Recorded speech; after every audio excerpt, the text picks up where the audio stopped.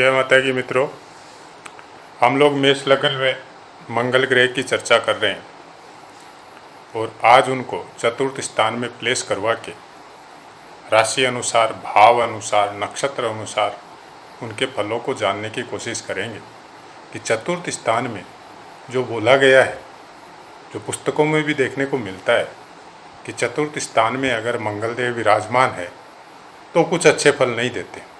तो सबसे पहले तो आपको ये समझना पड़ेगा कि चतुर्थ स्थान कौन से सामानों के कामों के कारक है। चतुर्थ स्थान से हम लोग क्या क्या देख सकते हैं, या एक जातक को क्या क्या प्राप्त होता है चतुर्थ स्थान से। माता का सुख, भूमि भवन वाहन का सुख, और कुछ हद तक ज्ञान की प्राप्ति जो संस्कारों के निर्माण के द्वारा हम लोगों को प्राप्त होती है माता से, वो प्लस सुख से संबंधित जो सुख हम लोगों को घर में मिलेंगे, भवन में कैसा भवन हम लोगों का होगा, घर में गाड़ी घोड़ा ये सब होगा कि नहीं होगा, ये सब बातें हम लोग चतुर्थ स्थान से ही प्राय कर प्राप्त करते हैं। और उसके विषय में हम लोग केवल इतना बोल सकते हैं कि यहाँ के कारक कई चीज़ों के कई ग्रहों को बताया गया है। जैसे माता कारक चंद्रमा, तो आपको माता का सुख या माता से अनबन या माता का स्वास्थ्य या माता से ट्यूनिंग कैसी रहेगी, उसके लिए आपको चंद्रमा देखना पड़ेगा। और उसके बाद में वाहन संबंधित अगर कोई योग आपकी जन्मपत्री में है कि नहीं है, तो उसके लिए फिर आपको शुक्रदेव को देखना पड़ेगा कि आपकी कुंडली में कहाँ प्लेस है। और भूमि भवन वाहन से केतु या मंगल को, तो मंगल देव तो खुद चतुर्थ स्थान में विराजमान है, तो क्या मेष लगन में मंगल देव चतुर्थ स्थान में खराब फल देंगे? हमारा कहना नहीं देंगे। कुछ विशेष परिस्थितियां होती है, अगर माता के सुख में कमी करेंगे तो फिर चंद्रदेव का स्थिति देखना पड़ेगा कि चंद्रदेव अगर अच्छी प्लेसमेंट में है, अच्छी स्थिति में है, तो मेष लगन वाले जातकों को मंगल से चतुर्थ स्थान की वजह से कोई प्रॉब्लम नहीं आती है। उल्टा वो फिर माता के लिए बहुत अच्छे और सुख कारक बन जाते हैं। माता के लिए अपनी जान भी दे सकते हैं, माता से प्यार भी बहुत ज़्यादा करते हैं, और माता की इच्छा पूर्ति के लिए अपना सर्वस्व न्यौछावर भी कर सकते हैं। तो अगर चंद्रमा की पोजीशन अच्छी है और अगर चंद्रमा की पोजीशन मंगल देव के साथ ही है, तब तो बहुत धनी योग है माता के आशीर्वाद की वजह से, क्योंकि माता का आशीर्वाद सदैव इनके साथ रहेगा और माता का सम्मान भी ये सदा करेंगे। और उसके बाद में यहाँ से ये पूर्ण दृष्टि से दशम स्थान को देखेंगे। दशम स्थान को देखने की वजह से कर्म क्षेत्र में या कार्य क्षेत्र में बहुत बड़ी बढ़ोतरी और बहुत ही ज़्यादा ऊर्जा से यहाँ पे काम करने की वजह से ये अपने कार्यों में बहुत आगे बढ़ेंगे। पिता से थोड़ी अनबन या पिता से कुछ तकलीफ इनको हो सकती है, क्योंकि ये अपने स्थान से चतुर्थ होते हैं और अपने जो अष्टम स्थान है उससे ये नवम होते हैं। तो नवम में कोई भी क्रूर ग्रह का गोचर या प्लेसमेंट थोड़ी अच्छी नहीं बताई गई है, क्योंकि पिता के विचारों से कुछ समानता नहीं हो सकती है, लेकिन पिता का अपमान करेंगे जैसी चीज़ नहीं होगी। हो सकता है इनके पिता को विचार थोड़ा अलग हो और इनका विचार थोड़ा अलग हो, वो भी मंगल की उग्रता की वजह से, मंगल की शक्ति की वजह से ये हर काम को फास्ट करने का कोशिश करेंगे। और पिता जो सब कुछ देखा हुआ रहता है, सब कुछ जाना हुआ रहता है, उम्र के हिसाब से उनको अनुभव रहता है, वो बोलेंगे थोड़ा शांति से सोच समझ के करो। तो वैसा कुछ हो सकता है। बाकी और कोई तकलीफ मंगल देव का चतुर्थ स्थान में होने की वजह से नहीं होती है। हाँ, इनका क्रय विक्रय भूमि भवन से संबंधित हो सकता है, इनका बिजनेस भी उससे संबंधित हो सकता है, और कुछ शक्ति का उपयोग अपने कार्य क्षेत्र में ये ज़्यादा मतलब बुस्ट करके कर सकते हैं। मतलब कोई भी काम को पूर्ण करने के लिए शीघ्रता करेंगे, जल्दी मतलब इनके स्वभाव में बनेगी, क्योंकि लग्नाधिपति है और लग्न का स्वामी जब चतुर्थ स्थान में बैठता है तो आपको संपूर्ण सुख प्रदान करवाता है। कोई भी लग्न का, जब लग्न के बारे में हम लोग बात करते हैं, पुस्तकों में भी पढ़ते हैं कि लग्नाधिपति अगर कहीं पे बैठता है तो उस स्थान को अच्छा करता है, उस स्थान की बढ़ोतरी करता है। लेकिन ये अष्टम स्थान के स्वामी भी है, और अष्टम स्थान का मालिक या लॉर्ड जब भी कहीं भी बैठता है तो उस स्थान को नुकसान देता है। लेकिन यहाँ पे मेष राशि का स्वामी मंगल देव बनता है, तो अष्टम स्थान का आप थोड़ा बहुत ये बोल सकते हो कि अगर गाड़ी वगैरह में हो या बाइक वगैरह में हो तो जाने की वजह से कुछ चोट चपेट का नुकसान इनको हो सकता है, बाकी कोई नुकसान इनको यहाँ पे अष्टमाधिपति होने की वजह से चतुर्थ स्थान में नहीं होता है।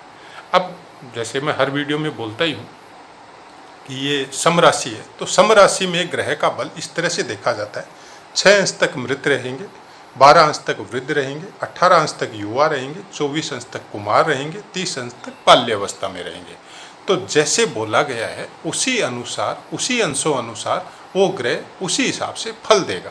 क्योंकि कम अंश का है तो कम बल से फल देगा, बेसी अंश का है और युवा अंश का है तो युवा अंश वाला कोई भी ग्रह हो वो हमेशा जातक को अच्छे फल प्रदान करता है। ये सब बातें हम लोगों को पुस्तकों में या चैनल में सुनने को मिल जाती है, लेकिन इन्हीं बातों को जब आप अभ्यास में लेके जाएंगे तो बहुत कुछ परिवर्तन मिलेगा। इसलिए हम हर वीडियो में बोलते हैं, पढ़ने से आपका ज्ञान बढ़ता है, सुनने से आपकी श्रवण शक्ति बढ़ती है और वो ज्ञान आपका फीडिंग हो जाता है दिमाग में।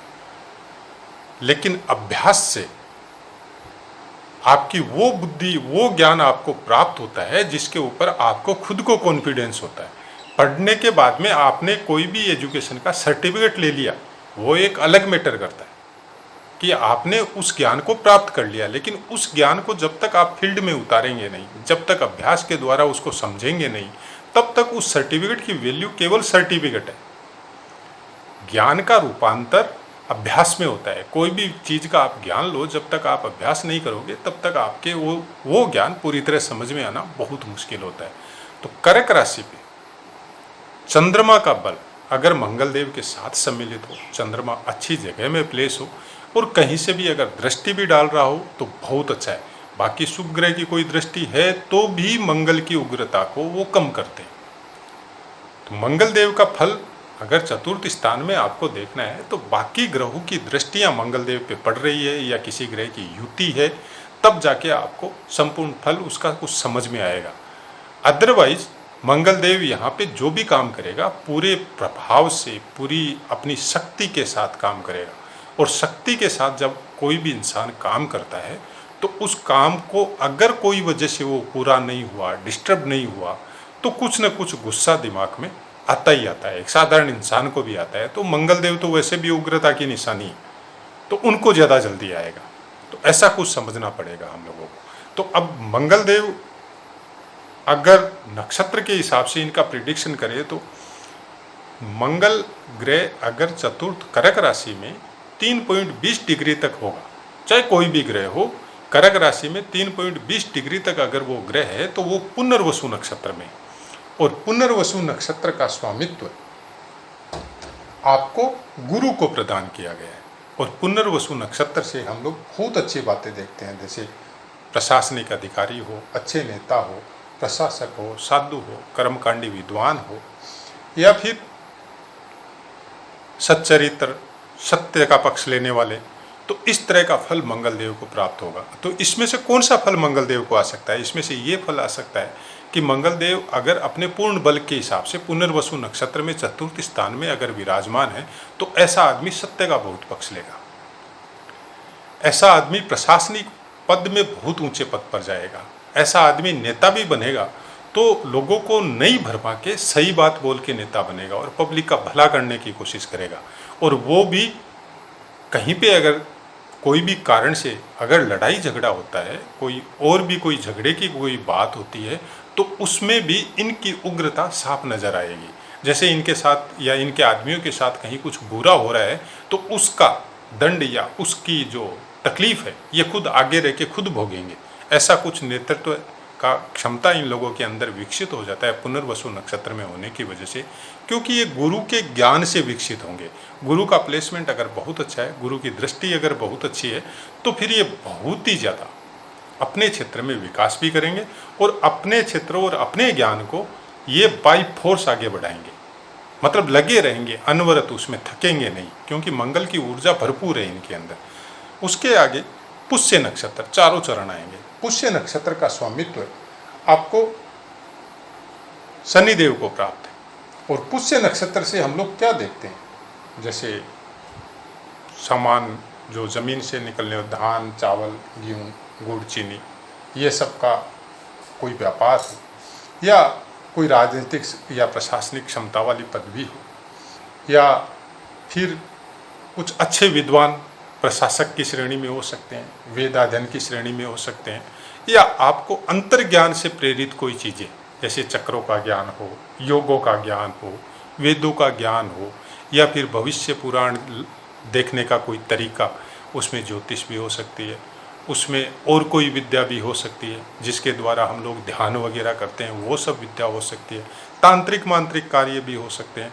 तो उसमें ये क्रूर कर्मों में तो नहीं जाएंगे, लेकिन उन कामों को, उन बातों को सीखने की प्रवृत्ति इनके अंदर रहेगी, और वो प्रवृत्ति भी इनको लोगों की भलाई के काम के लिए, लोगों को सुख देने के काम के लिए वैसे कुछ नज़र इनमें आएगी। अगर पुनर्पुष्य नक्षत्र में मंगल है, मतलब 3.20 डिग्री से लेके और 16.40 डिग्री तक अगर मंगल कर्क राशि में है तो वो पुष्य नक्षत्र के अधीन होगा, पुष्य नक्षत्र के अंतर्गत आएगा। तो पुष्य नक्षत्र के कुछ कारकत्व यहाँ पे चतुर्थ स्थान होने की वजह से हम लोग इतना बोल सकते हैं कि यहाँ पे चतुर्थ स्थान होने की वजह से अगर उन कारकत्वों को हम लोग मिक्सिंग करें तो यहाँ पे ये निकल के आता है बहुत बड़े प्रशासनिक अधिकारी या कुछ नेता टाइप के आदमी या संगठन में सर्वे सर्वा पद वाले आदमी, ऐसे इंसान ये लोग हो सकते हैं। उसके बाद में आगे बढ़ते हैं अश्लेषा नक्षत्र।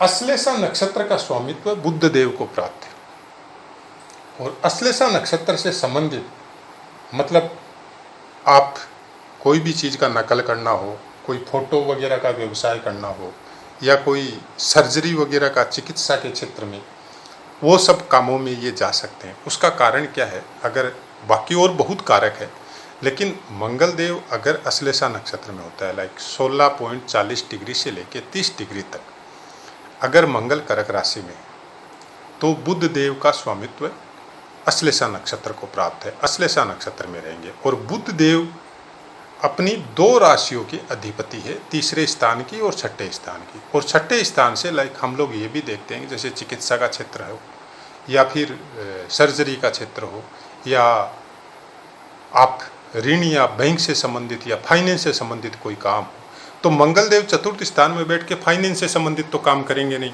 और जिस तरह का कारकत्व मंगल देव का है, तो हम लोग ये बोल सकते हैं कि ये चिकित्सा के क्षेत्र में जा सकते हैं, ये सर्जरी के क्षेत्र में जा सकते हैं अगर अश्लेषा नक्षत्र में हो और कहीं से बुद्ध देव का सपोर्ट इनको मिल जाए, तो फिर ये चिकित्सा क्षेत्र में बहुत बड़ा नाम कर सकते हैं। तो वहाँ पे ये प्रॉब्लम आ सकती है कि यहाँ पे माता से इनकी कम ट्यूनिंग हो, कम पटे, क्योंकि अश्लेषा नक्षत्र वैसे भी गंडमूल नक्षत्रों में बोला जाता है।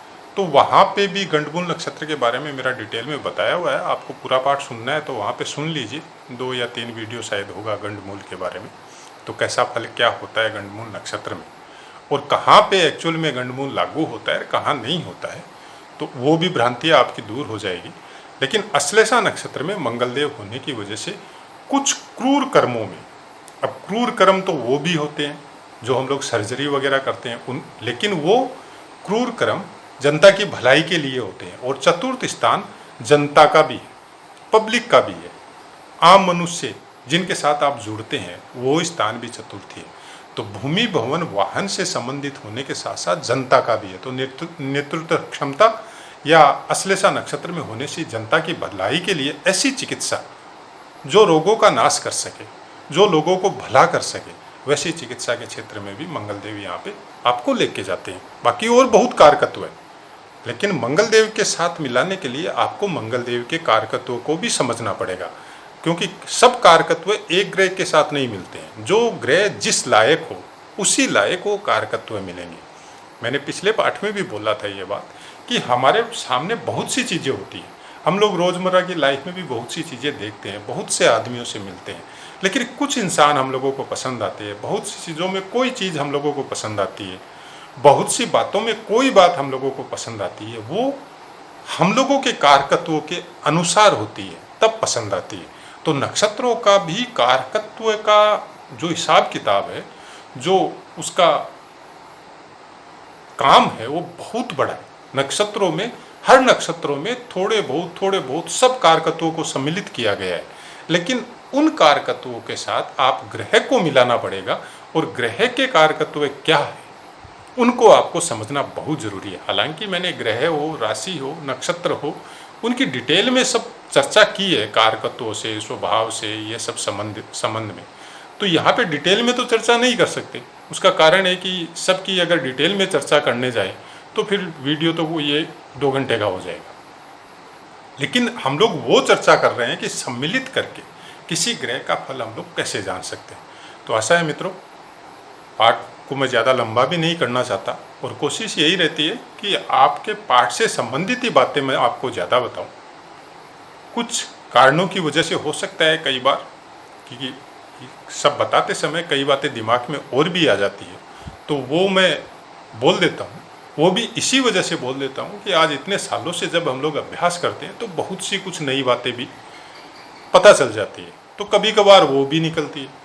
तो उन्हीं सब चीज़ों को समझने के लिए मेरा यही कहना है, आप अभ्यास कीजिए, सुनिए, पढ़िए, सब जगह सुनिए, जहाँ आपकी इच्छा हो वहाँ सुनिए, लेकिन अभ्यास कीजिए। अगर जन्मपत्री या ज्योतिष में आपको आगे बढ़ना है तो अभ्यास सबसे ज़्यादा ज़रूरी है। अलग अलग अंशों पे, अलग अलग नक्षत्रों पे, अलग अलग भाव और ग्रहों पे, वर्ग कुंडलियों पे, अष्टक वर्ग पे, और सबसे ज़्यादा गोचर पे।